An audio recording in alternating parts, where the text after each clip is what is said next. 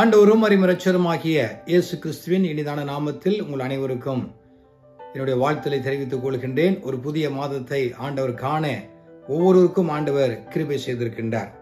சங்கீதம் 37:4 கர்த்தரிடத்தில் மனமகிழ்ச்சியாயிரு, அவர் உன் இருதயத்தின் வேண்டுதல்களை உனக்கு அருள் செய்வார். மனமகிழ்ச்சியாய் இரு. தேவனுடைய சமூகத்துல நாம் மனமகிழ்ச்சியாய் இருக்க ஒவ்வொரு நாளும் நாட வேண்டும். கர்த்தரிடத்துல தான் அந்த மனமகிழ்ச்சி இருக்கிறது.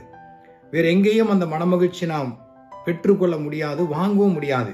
கர்த்தருடைய சமூகத்திலே அமர்ந்து வேத வசனத்தை தியானித்து நாமும் தேவனும் ஒருவரோடு கூட ஒருவர் இணைந்து வாழும் பொழுது தேவன் அந்த மனமகிழ்ச்சியை தேவன் நமக்கு தரக்கூடியவராக இருக்கின்றார். முதலாவது தேவனிடத்திலே அந்த மனமகிழ்ச்சி இருக்கிறது. ஏசாயா 58:13-14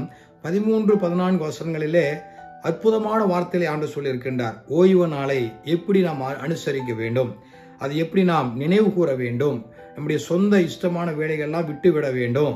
அப்படி நாம் செய்யும் பொழுது தேவன் நமக்காக வைத்திருக்கிற அந்த மனமகிழ்ச்சியிலே நாம் களி கூர்ந்து மகிழ முடியும்.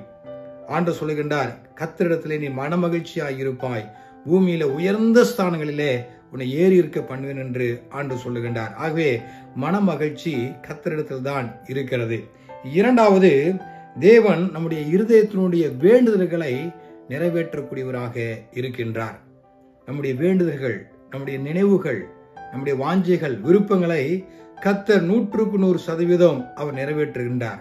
யோவான் சுவிசேஷத்திலே 15:7 வாசிக்கும் போது, நீங்கள் என்னிலும் என் வார்த்தை உங்களில் நிலைத்திருந்தால் நீங்கள் கேட்டுக்கொள்ளுகிறது எதுவோ அது உங்களுக்கு செய்யப்படும் என்று அற்புதமான வார்த்தை சொல்லுகிறது. நாம் கர்த்தரிடத்திலும் கர்த்தர் நம்மிடத்தில் இருக்கும் பொழுது நாம் வேண்டிக் கொள்வதும் நாம் நினைப்பதற்கும் மேலான காரியங்களை தேவன் நம்முடைய வாழ்க்கையிலே செய்கிற ஒரு ஆண்டவராக அவர் இருக்கின்றார்.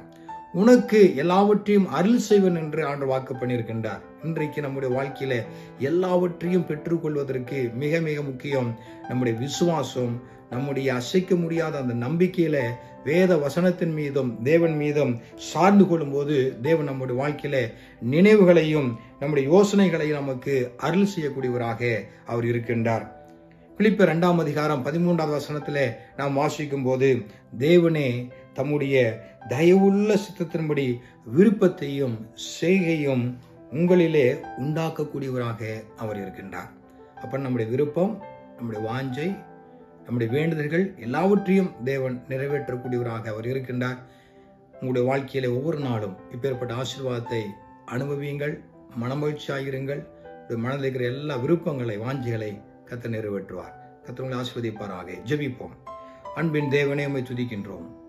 அற்புதமான இந்த நேரத்துக்காய் ஸ்தோத்திரம். இந்த வார்த்தையை கேட்டுக்கொண்டிருக்கிற அன்பான சகோதர சகோதரிகளை ஆசீர்வதித்து கர்த்தரிடத்திலே அந்த மனமகிழ்ச்சியை அவர்கள் பெற்றுக்கொண்டு உம்மோடு கூட தினந்தோறும் இப்பேற்பட்ட ஒரு நல்ல ஆசீர்வாதங்களை பெற்றுக்கொண்டு அவருடைய நினைவுகள் எல்லாவற்றையும் கர்த்தர் வாய்க்க பண்ணுவீராக.